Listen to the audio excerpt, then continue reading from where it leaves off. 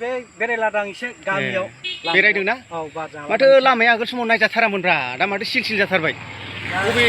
गभर्नमेन्टआ हरखो बे लामाखौलाय दा बेखौ इउपिपिएल सरखारनिफ्राय जोंनि बे प्रमद सार हरनाय ओमफ्राय केबिनेट मन्त्रि इउजि ब्रह्म हरनाय आरो बे हरनाय ना ओमफ्राय माथो ससियेल मिडियाफ्रावलाय खोनादों बिपिएफआ माथो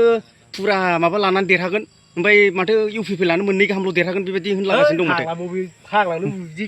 देरहालाबायोब्रासैलाय बिस्रालाय एफा गासिबो फैजोब्बाय लिडारफ्रानो ओरै खाम्फा मोनफैबाय चन्दन मोनफैबाय अफायलाय बिसोरबा देरहाबावनोसैलाय देरहाया बिसोर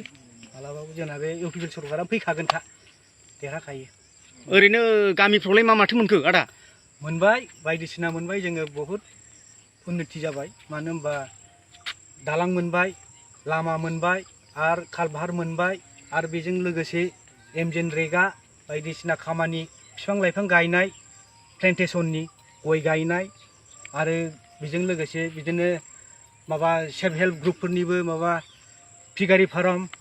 गसारि थसारि फार्म माबा खालामनाय बेफोरबायदि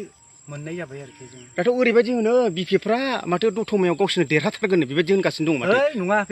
बे राव जानो हाया बे सोर थैनोबो देरहाया जोंनि बे समिति देरहायानो आदा नोंसिनि गामियावलाय माबायदिसो जोंनि मानसिफ्रालाय